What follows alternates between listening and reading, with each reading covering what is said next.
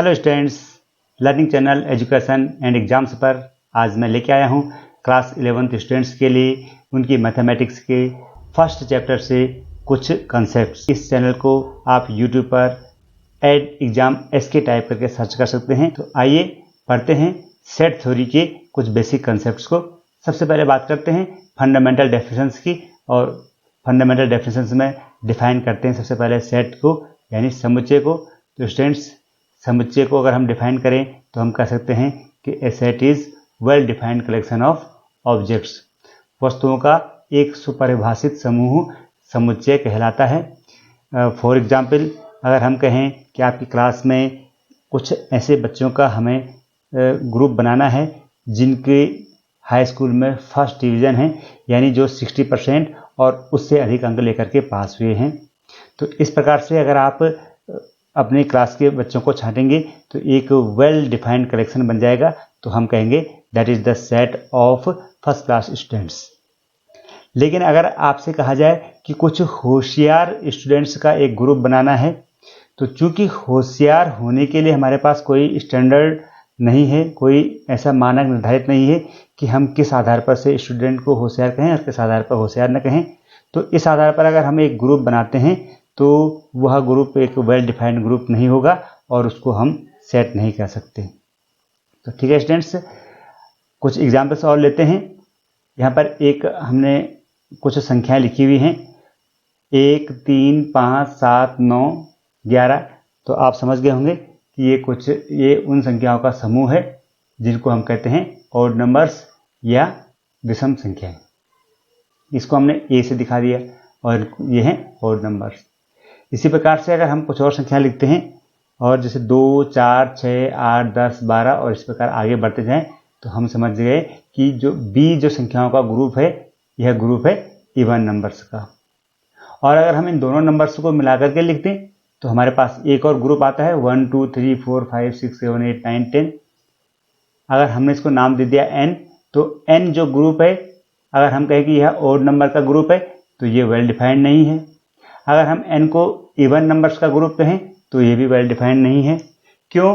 क्योंकि इसमें odd number के साथ साथ इवन नंबर भी हैं और इवन नंबर के साथ साथ ऑड नंबर भी हैं। तो न तो ये ऑड नंबर का ग्रुप है और न ये इवन नंबर का ग्रुप है। तो जो पहला वाला ग्रुप है ए वाला, ये ऑड नंबर्स का ग्रुप है, बी वाला इवन नंबर्स का ग्रुप है। और अगर हम सी की बात करें तो इसको हम एक नया नाम दे सकते हैं, इसको हम कहते हैं ग्रुप ऑफ नेचुरल नंबर्स।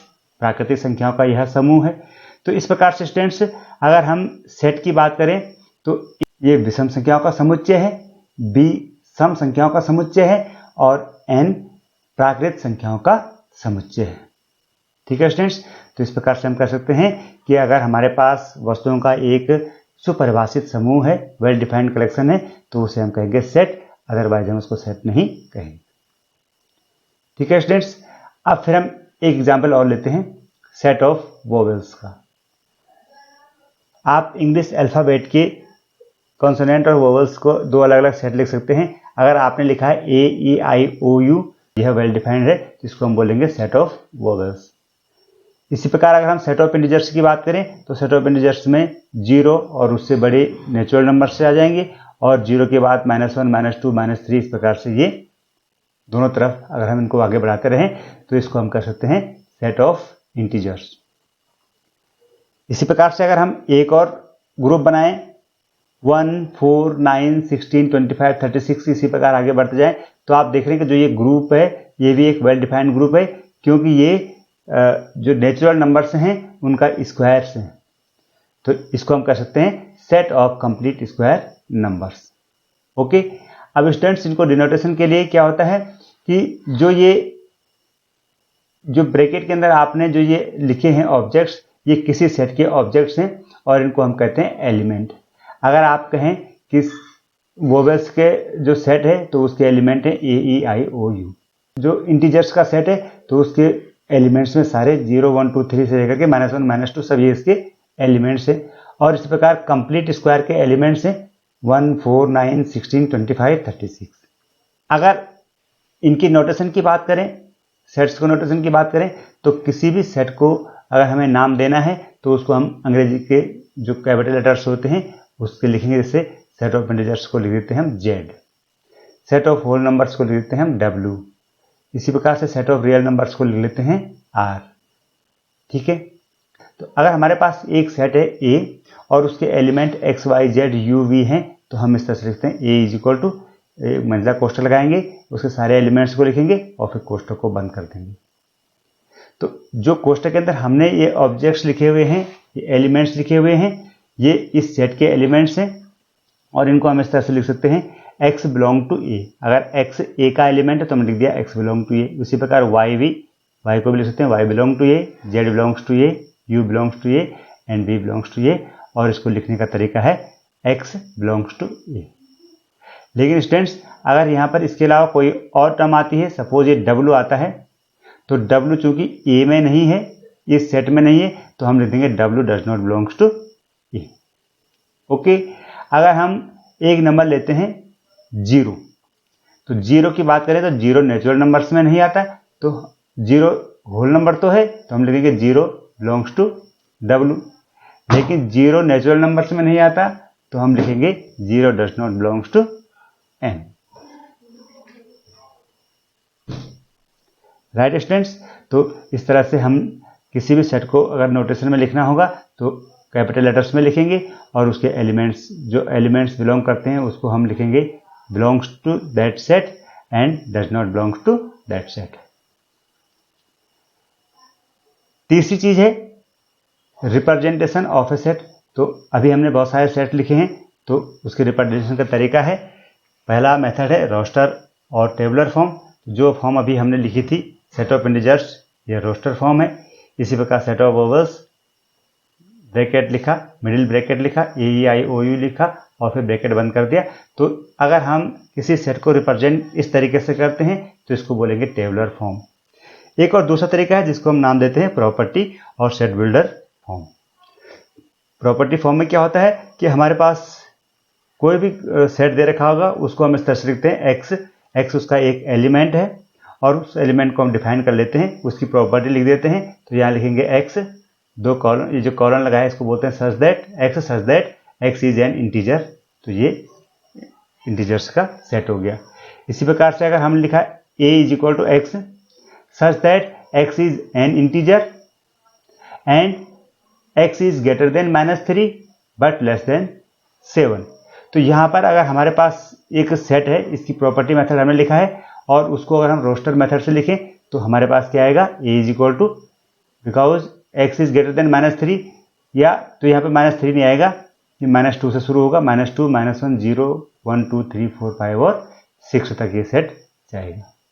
तो इस प्रकार से किसी भी सेट को रिप्रेजेंट हम दो तरीके से कर सकते हैं, टेबुलर फॉर्म में या प्रॉपर्टी और सेट बिल्डर फॉर्म में। अब बात करते हैं स्टूडेंट्स काइंड्स ऑफ सेट्स के। हमारे पास कितने प्रकार के सेट हैं, उनको हम कैसे डिफाइन करेंगे। तो सबसे पहले हम बात करते हैं एम्प्टी सेट की या रिक्त समुच्चय की। तो नाम से पता चल रहा है स्टूडेंट्स कि ऐसा समुच्चय, ऐसा सेट जिसमें एक भी एलिमेंट ना हो। A set is empty set if it has no elements. अब आप सोचेंगे कि अगर कोई एलिमेंट है ही नहीं तो उसको सेट कैसे कह सकते हैं। तो बहुत सारे हमारे पास ऐसे एग्जाम्पल्स हैं। A set is a set in which total number of elements is 0 और इट डिनोटेड बाय 5। उसको हम 5 के द्वारा लिखेंगे। अगर हम एग्जाम्पल कहें इसके, तो प्रॉपर्टी मेथड में लिखा है a is equal to x, यानी कि एक सेट है और उसके एलिमेंट है x और x क्या होना चाहिए, x is less then 5 and multiple of 6। x 5 से छोटा है और 6 का मल्टीपल है। तो 6 का मल्टीपल तो 6 होता है, 12, 18 या उससे ऊपर की संख्या होती है, लेकिन x हमारे पास जो संख्या है वो 5 से छोटी है। तो ऐसा संभव नहीं है कि संख्या 5 से छोटी हो, 6 का मल्टीपल हो। तो इस प्रकार से जो सेट है A, यह एक नल सेट है, एम्प्टी सेट है और इसको हम दिखा देंगे 5। एक और एग्जाम्पल मैं देता हूं, set of months which has 32 days. आपसे कहा जाए कि एक ऐसे महीनों की सूची बनाओ जिनमें 32 दिन होते हैं, तो इस प्रकार का सेट भी होगा null set. Okay students, kinds of set में सेकंड जो सेट है उसको हम बोलेंगे सिंगलटन सेट, एकल समुच्चय। तो एकल समुच्चय ऐसे सेट है जिनमें सिर्फ एक एलिमेंट होता है, एक अवयव होता है, तो हम कह सकते हैं a set is singleton set if it has only one element. Example, a is equal to x such that x minus 1 is equal to 5। उन सारे x का समूह है a, जबकि हम x में से एक घटाएं तो 5 है। तो इस तरह की केवल एक ही संख्या है, वो है x। तो x हो जाएगा सिंगल सेट और ये हो जाएगा 6। ओके, एक और एग्जाम्पल लेते हैं, the set of Indian female presidents. Bharat की जो जितनी भी महिला राष्ट्रपति हैं उनके अगर हम समूह बनाएं तो उस समूह में सिर्फ एक ही नाम होगा, तो ये होगा सिंगलटन सेट। ओके, तीसरी चीज है फाइनाइट एंड इनफाइनाइट सेट्स, परिमित और अपरिमित समुच्चय। यदि दिए गए सेट में जो एलिमेंट्स हैं उनको हम काउंट कर सकें, उनकी संख्या लिमिटेड है, तो वो कहलाएगा फाइनाइट सेट। और यदि उनकी संख्या इनफाइनाइट है, उनको हम काउंट नहीं कर सकते हैं, तो वो कहलाएगा infinite set. A set is finite if it has limited or countable elements. For example, b is equal to x such that x is less than 5 and belongs to m. b ऐसी संख्याओं का समुच्चय है जो 5 से छोटी हैं और नेचुरल नंबर्स को बिलोंग करती हैं। तो यहाँ पर हो जाएगा, नेचुरल नंबर्स 1 से शुरू होती हैं, तो 1 2 3 4 और 5 नहीं आएगा क्योंकि 5 से छोटी है, तो 1 2 3 4 हो जाएगा। ठीक है स्टूडेंट्स, तो यहाँ पर आप इनके एलिमेंट्स को गिन सकते हैं, तो यह फाइनाइट सेट है।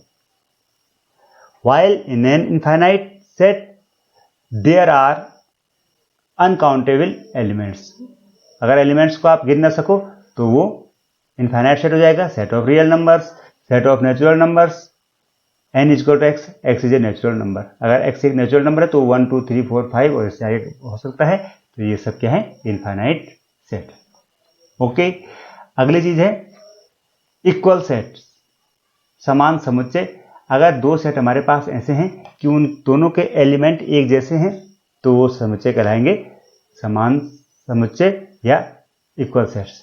यहाँ पर देखिए, ए एक सेट है जिसके एलिमेंट है 1 2 3 और बी एक सेट है इसके एलिमेंट है 1 2 2 3 3 और 1। तो स्टूडेंट्स, यहाँ पर एक चीज आप नोट करेंगे कि जब भी आप किसी सेट को लिखें तो उसके एलिमेंट की पुनरावृत्ति नहीं होती है। अगर उसके एलिमेंट्स, बहुत सारे एलिमेंट्स उसमें हैं, तो भी सेट में उनको एक बार ही लिखा जाएगा। तो यहाँ पर हम देखें, ए के एलिमेंट भी है 1 2 3 और बी के एलिमेंट भी है 1 2 3, तो हम कह सकते हैं ए इज इक्वल टू बी और ये दोनों हैं इक्वल सेट्स। अगला सेट देखिए, ए इज इक्वल लिखा 2 4 6 8 एंड 10 और बी प्रॉपर्टी मेथड में लिखा है B is equal to x such that X is an even positive integer and x is less than 11। एक इवन पॉजिटिव इंटीजर है और 11 से छोटा है, तो इवन भी है, सम है और पॉजिटिव भी है, धनात्मक है। तो फिर से हम b को इस तरह से लिख सकते हैं 2 4 6 8 और 10, पॉजिटिव भी है, इवन इंटीजर है। तो अब आप देखें कि a और b दोनों बराबर हैं, तो हम देख सकते हैं a is equal to b। एक और एग्जाम्पल देखते हैं, x is a letter of word follow और दूसरा सेट है y is a letter of word wolf. Wolf के जो लेटर्स हैं उनसे मिलाकर के बनाया गया है।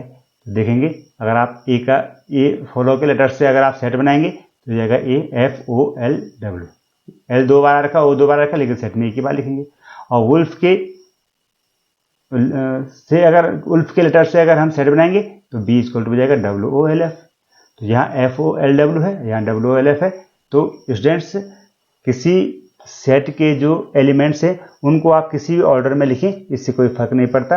तो हम कह सकते हैं यहाँ पर कि ए के एलिमेंट भी FOLW है, बी के एलिमेंट भी FOLW है, तो ए इज इक्वल टू हो गया बी। समुच्चय के प्रकार में हमारे पास दो डेफिनेशंस और हैं स्टूडेंट्स। चौथी है पावर सेट, घात समुच्चय, और पांचवी है यूनिवर्सल सेट। लेकिन इनको समझने से पहले हम बात करेंगे सब सेट्स की, यानी उप समुच्चय की।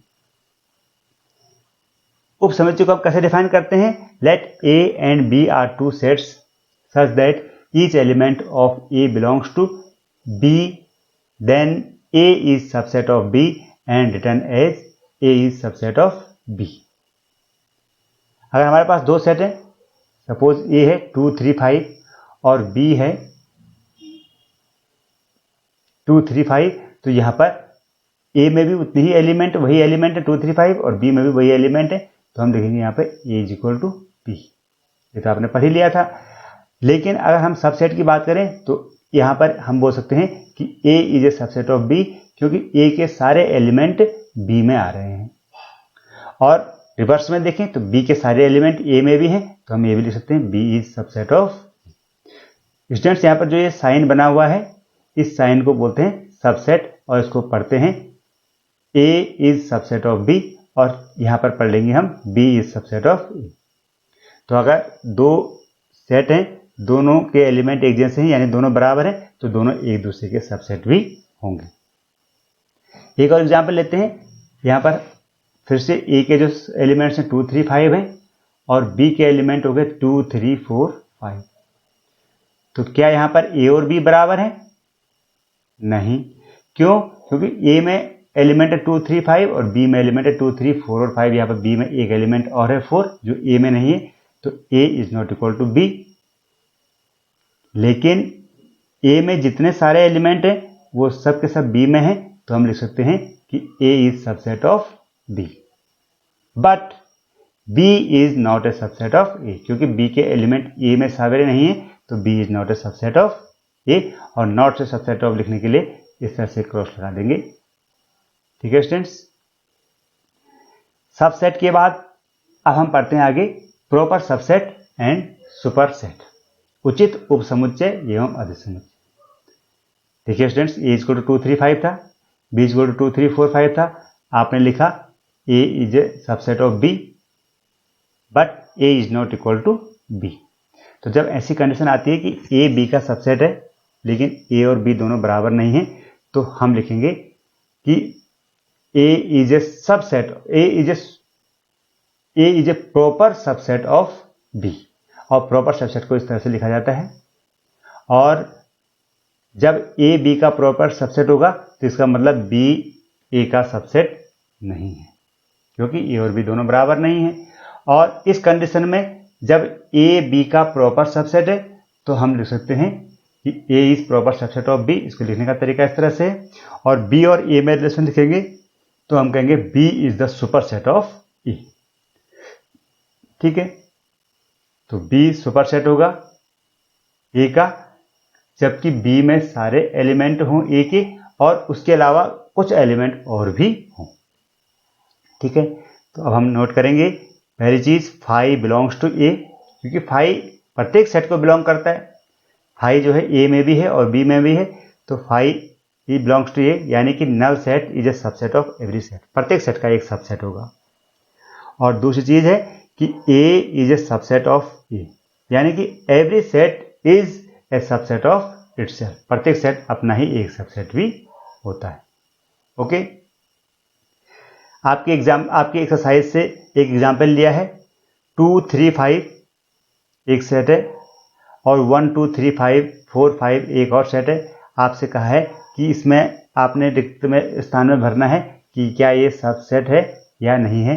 तो आप यहाँ पर देखें 2 3 5 एंड 1 2 3 4 5 इज ए, तो 2 3 5 इसमें आ रहे हैं सारे एलिमेंट्स, तो 2 3 5 is a proper subset of this set.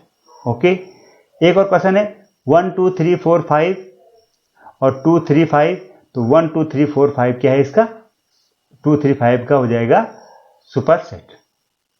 Okay, क्योंकि 2 3 5 के सारे एलिमेंट यहाँ आ रहे हैं, 2 3 5 आ रहा है और 1 और 4 इसमें दो एक्स्ट्रा भी हैं, तो ये हो जाएगा सुपर सेट। और अगर इसकी बात करें ए बी सी और यहाँ बी सी डी, तो A B C D is not a subset of B C D, because यहाँ पर ए बी सी है, तो बी सी तो यहाँ है लेकिन यहाँ ए नहीं है, तो ये इसका सबसेट नहीं हो सकता। अब फिर से बात करते हैं काइंड्स ऑफ सेट की, और जो हमने कहा था पावर सेट, तो पावर सेट को बोलते हैं घात समुच्चय। घात समुच्चय कब कहेंगे हम? The collection of all subsets of a set is known as the power set of given set. कोई सेट दे रखा है, उसके जितने भी आप सबसेट बना सकते हैं उनको बनाइए। सपोज ए इक्वल टू 2 3 5 है, तो इसकी अगर हम सबसेट लिखेंगे तो सबसेट में क्या करेंगे, सबसे पहले तो एक नल सेट होगा जो इसका सबसेट है। इसके अलावा अगर इसके सारे एलिमेंट को एक करके देखें, 2 भी एक सेट है, 3 भी एक सेट है और 5 भी एक सेट है जो कि ए के सबसेट है।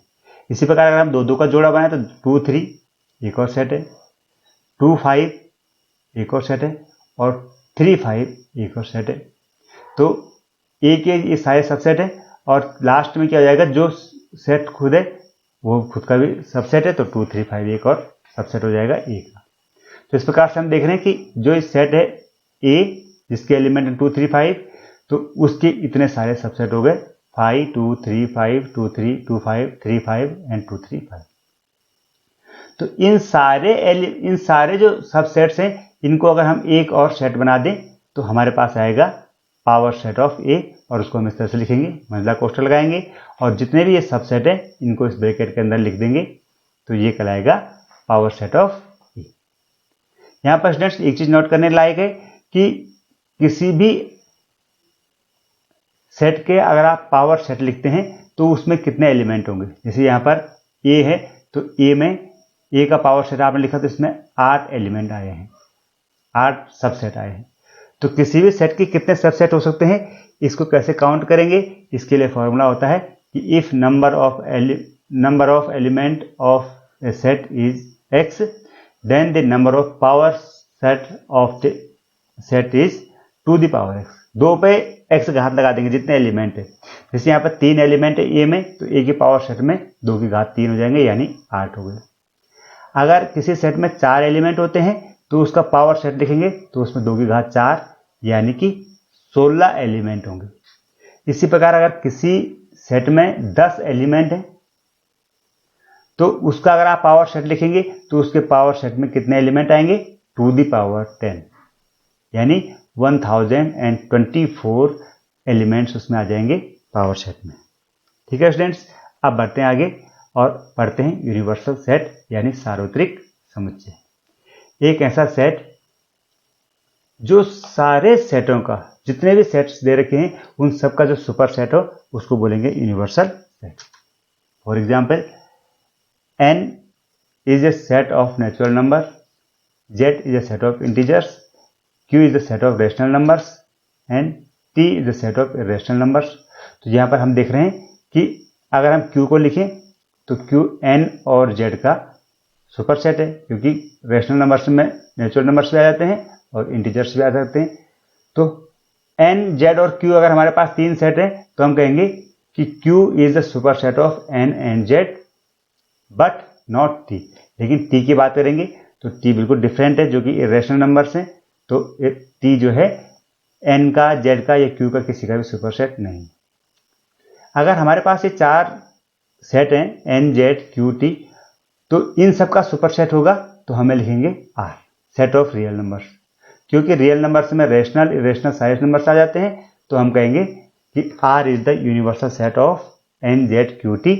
और किसी यूनिवर्सल सेट को डिनोट करने के लिए हम लिखते हैं कैपिटल U। ठीक है स्टूडेंट्स, और अब फाइनली बात कर लेते हैं इंटरवल्स की, अंतराल। अगर हमारे पास कोई इनफाइनाइट सेट्स हैं तो उसके अगर हम 2 एंड पॉइंट लें तो उन 2 एंड पॉइंट्स को लिखने का तरीका क्या है। सपोज रियल नंबर्स हैं और रियल नंबर्स में बहुत सारे रियल नंबर्स होंगे, उनमें हमने a और b के बीच के नंबर्स लिखने हैं। a and b are 2 elements of a set of real numbers. तो इनके बीच में अगर हम लिखें तो कंडीशन हो सकती है a equal to x such that x is greater than a and less than b। अगर x a से बड़ा है और b से छोटा है, सपोज अगर आप 10 से और 20 के बीच की संख्याओं को लिख रहे हैं, तो अगर आप 10 से बड़ा लेंगे यानी 11 से शुरू करेंगे और 20 से छोटा यानी 19 तक लिखेंगे, तो इस तरह का सेट को हम बोलेंगे when both a and b excluded. जबकि मतलब जो शुरू का नंबर है और जो लास्ट का नंबर है इनको आपने शामिल नहीं करना है, तो इस तरह का जो अंतराल होगा उसको हम बोलेंगे ओपन इंटरवल, खुला अंतराल, और उसको हम डिनोट करेंगे a b से। यानी कि 10 और 20 के बीच की अगर आपने संख्या लिखनी है तो यहाँ पे छोटा कोष्ठक लगाएंगे, 10 लिखेंगे, 20 लिखेंगे, और जब हम सेट बनाएंगे तो हम 10 और 20 को शामिल नहीं करेंगे, हम 11 से और 19 तक की संख्याओं को लिखेंगे। ओके। दूसरी कंडीशन है when both A and be included, अगर आप 10 से और 20 तक की संख्याओं को लिख रहे हैं और आपने 10 को भी उसमें इंक्लूड किया है, 20 को भी इंक्लूड किया है, तो हम लिखेंगे a is equal to x is equal to a such that x is greater than और equal to a but x is less than और इक्वल टू b। तो तब 10 और 20 यानी कि जो एंड टर्म्स हैं वो भी शामिल हो जाएंगी, तो उसको हम बोलेंगे क्लोज्ड इंटरवल, और उसको लिखने का तरीका होगा बड़ा ब्रैकेट लगाएंगे, 10 लिखेंगे, कॉमा लगाएंगे, 20 लिखेंगे और फिर ब्रैकेट बंद कर देंगे, तो इसको बोलेंगे क्लोज्ड इंटरवल। थर्ड चीज है when one and is open and another is closed, अगर ए और बी दो एलिमेंट है और आपने समुच्चय बनाना है कि जो पहले वाले एलिमेंट्स तो बड़ा हो लेकिन दूसरे वाले एलिमेंट के बड़े के बराबर हो, तो यहां पर अगर हम 10 को छोड़ रहे हैं तो 11 से शुरू करेंगे और 20 तक लिखेंगे। तो एक एंड खुला है, एक एंड बंद है, तो इसको हम बोलेंगे सेमी क्लोज्ड सेट या सेमी क्लोज्ड इंटरवल, और इसको लिखने का तरीका होगा जिस तरफ से खुला हुआ है उस पर छोटा कोष्ठक और जिस तरफ क्लोज्ड है उस तरफ बड़ा कोष्ठक। और अगर ये इस तरह से होता x such that A is greater than और equal to A is less than और equal to x but less than to B, तो तब हम इस तरह से लिखते पहला वाला एंड क्लोज और दूसरा वाला एंड ओपन। तो ये है इंटरवल्स और इसको लिखने का तरीका है। तो स्टूडेंट्स आज के लिए फिलहाल इतना ही। वीडियो को पूरा देखने के लिए धन्यवाद, और यदि आपको ये अच्छा लगे है तो इसको लाइक करना और चैनल को सब्सक्राइब करना, अपने दोस्तों के साथ शेयर करना। मैं जल्द ही मिलूंगा नई वीडियो के साथ, तब तक के लिए गुड बाय, टेक केयर।